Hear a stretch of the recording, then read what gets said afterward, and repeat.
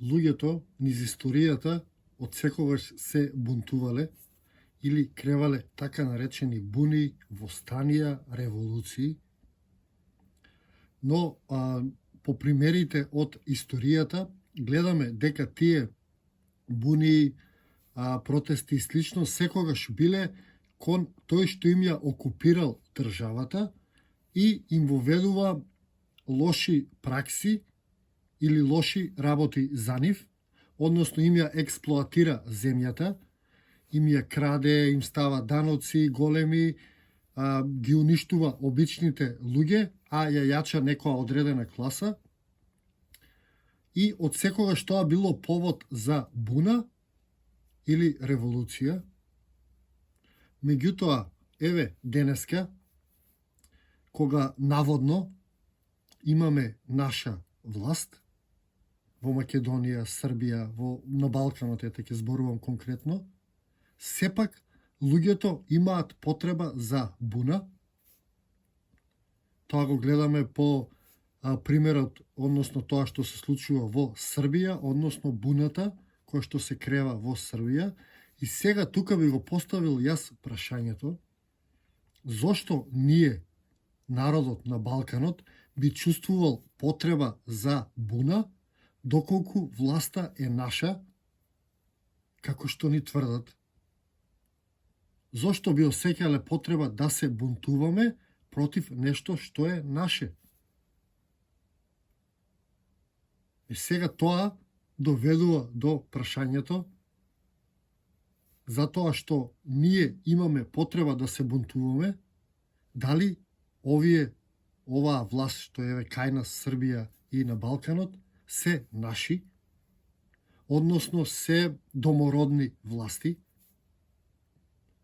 Тоа е прашањето за $1.000.000. Хајде пробаме да го анализираме малку. Гледаме дека низ историјата секогаш се кревале буни, кога окупаторот ја експлоатирал земјата, например, кога наметнувал свој систем, свој вредности и слично. Ви делува познато, нели? Ќе ви дадам пример, ќе зборувам за Македонија, затоа што тука ја гледам, знам што се случува, следам и во Србија и таму се случува сличното, а тоа е дека земјата се експлоатира од надвор. Се копа литиум, кај нас во Македонија земјата се експлоатира од надвор. Бехтел и Енка, пример во Македонија, Бехтел и Енка ја ограбуваат моментално земјата. А кога сме ке Бехтел и Енка, погледнете едно кратко видео снимано од браќата во Прилеп, односно од иницијативата Спас за Прилеп, каде Бехтел и Енка скенира на заштитеното македонско подрачје, заштитено од УНЕСКО, кое што ги содржи некои од најретките минерали во светот, а тоа е кара камен. Погледнете го видеото.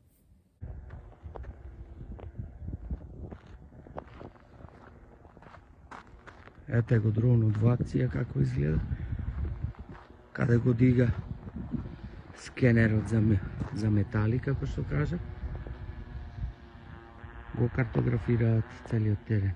Тука господата го влетуваат и снимаат со дронови. Добар ден. Што правите, дечки, овде? Where are you from? From England. Yeah. What are you doing here? We're doing a survey, magnetic survey. Who sent you? Bechtel Enka sent you? And what are you doing? Flying over, making sure there's no magnetic anomalies. Back in the day with the wars, some UXO potential. So we find that for them, make sure that they can clear it. It's high at the mountain.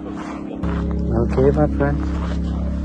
So they are preparing for digging here, yes? I'm not too sure what They they're want doing to with the do- area huh? here. I don't know what they're doing with the area. We just get told places to scan.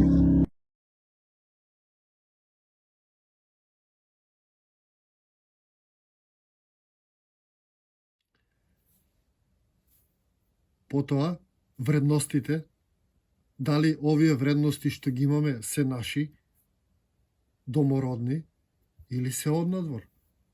А тоа е коли, дрога, алкохол, култот кон колата, култот кон тие материјални работи, дали е тоа наше. И ако видите, сите субвенциите во државата исто се плаќаат на странци, се странски држави.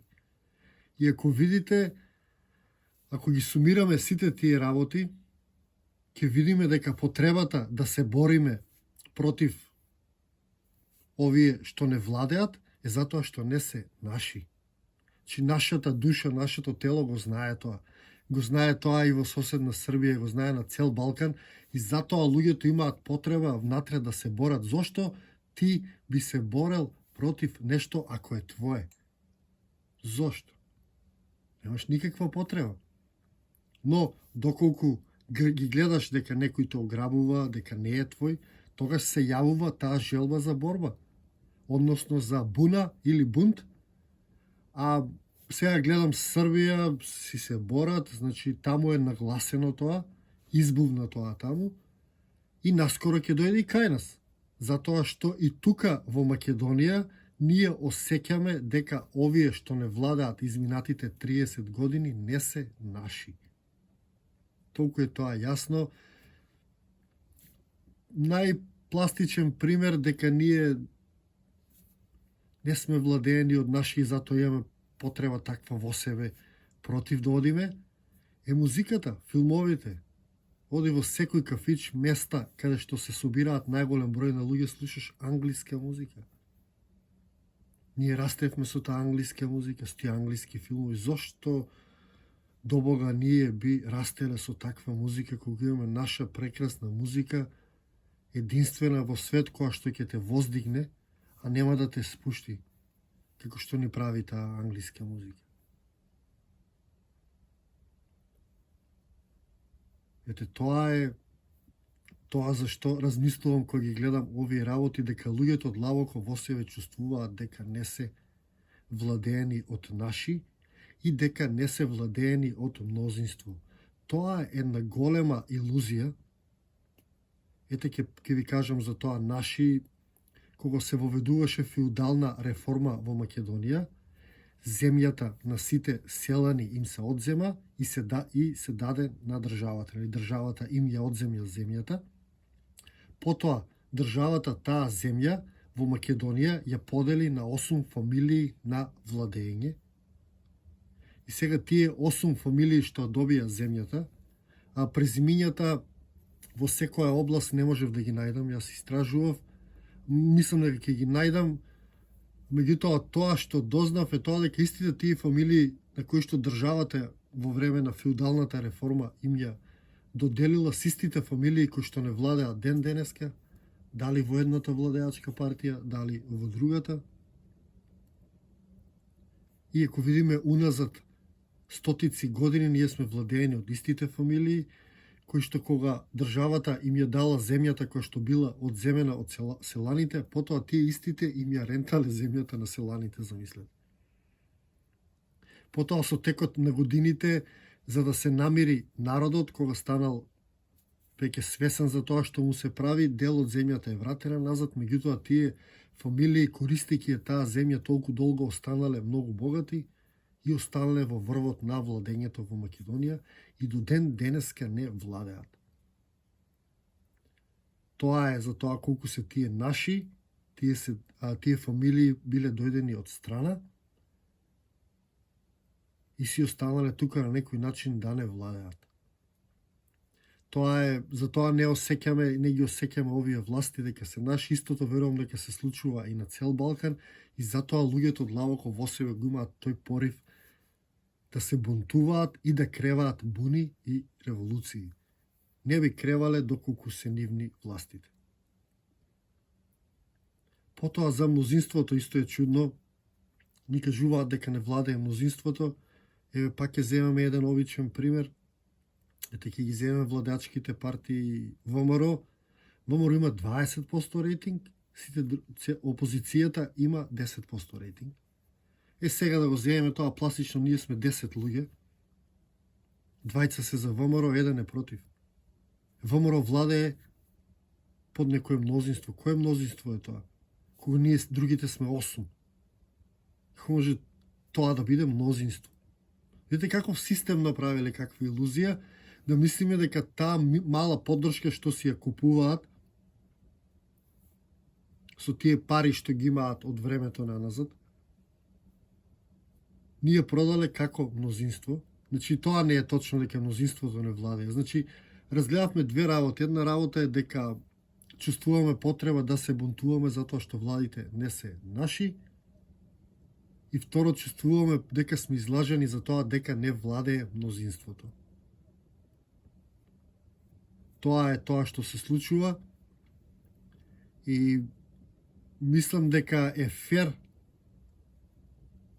да си признаеме дека сме окупирани. Замислите, шетате во некоја земја во странство и сите знаци се напишани на македонски јазик, влегаш во кафич, се слуша македонска музика, пушташ телевизија, во Англија, например, оди крвава свадба цел ден, оди тетовирање, оди срекне нова 49 и така натаму македонски филмови цело време. Нема ли да ти биде чудно? Ќе ни биде чудно, а нас тука ни е нормално тоа. Меѓутоа, ова е само анализа за да ја прифатиме вистината, конечно да си признаеме дека овие луѓе што владеат на Балканот не се наши, нема ни да бидат никогаш. Ви благодарам. За оваа тема може слободно да дебатираме во коментари, па кажете ми вие мене што мислите.